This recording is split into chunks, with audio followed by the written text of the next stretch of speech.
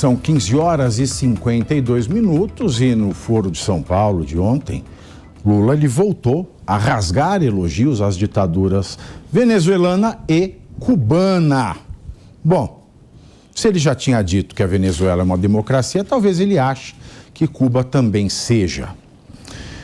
Mas acontece que até a esquerda racional, como a da Michelle Bachelet no Chile, produziu um relatório mostrando que, no caso da Venezuela, nós temos uma ditadura assassina, estupradora, etc, etc, etc. Esta, sim, genocida. Mas ele diz que é democracia e Lula diz que gosta de democracia. E que gosta de democracia porque ele ganha na democracia. E se a Venezuela é uma democracia e vai implantar no Brasil, vai fazer que a democracia vingue no Brasil, o que nós podemos esperar de Lula? Que repetiu elogios rasgados a essas ditaduras, doutor Diego.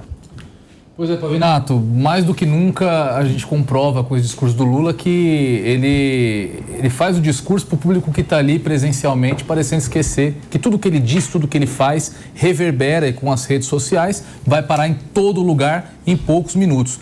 Eu tenho certeza que se ele tivesse, não numa reunião do Foro de São Paulo, da companheirada, ele tivesse numa reunião com empresários, ele não teria usado e falado dos vitimados com um acidente do submarino Titã, por exemplo. Então, isso mostra e escancara, como Holliday aqui bem disse, a hipocrisia da esquerda, a hipocrisia desses líderes. Agora, nós que somos da direita precisamos elogiar o que tem que ser elogiado, né?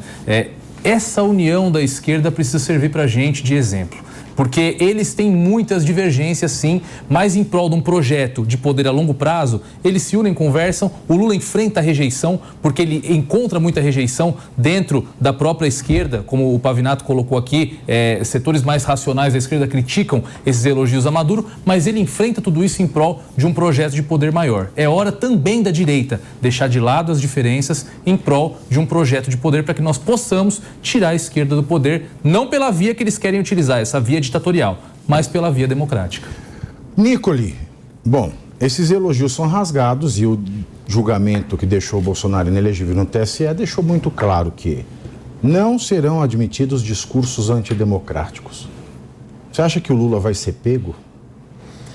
Eu acho difícil porque o Lula, ele tem uma facilidade maior de se adaptar a cada cenário em que ele circula, né? Uma Lula.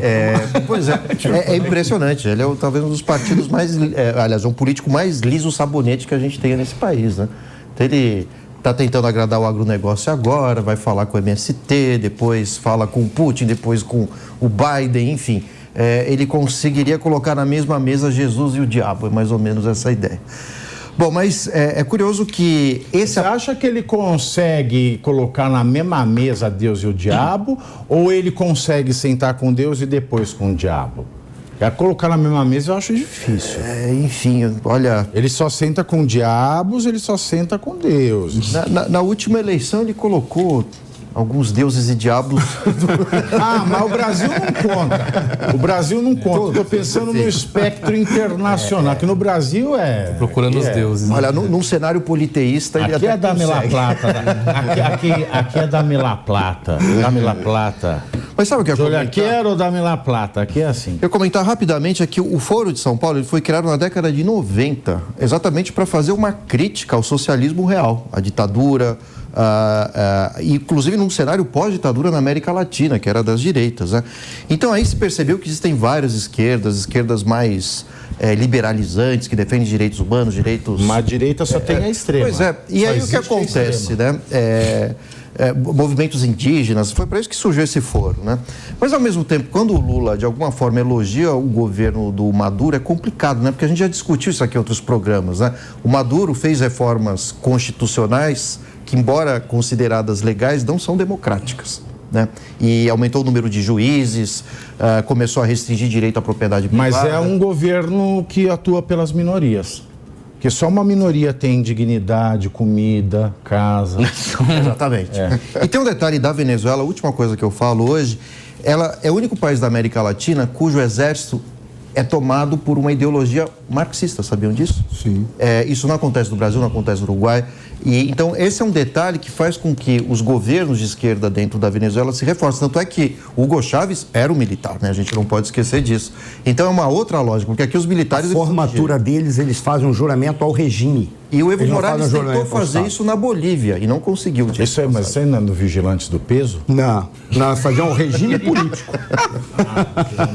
Fazer um regime político. Pronto, para deixar claro. Não, porque regime tem significado relativo. Sim, como a democracia hoje no Brasil. E aí, Holliday? Eu acho que assim, o Lula... ele está começando a ficar queimado, inclusive entre os aliados dele, e acho que a cada fala como essa, ele se enfraquece cada vez mais para 2026. Você acha que a cabeça dele pode rolar, professor? Olha, eu vou ser muito direto. Ponto 1, democracia... Rolar, assim, no sentido dele cair, não de rodopiar, porque isso aí... Primeira coisa, democracia não é relativa.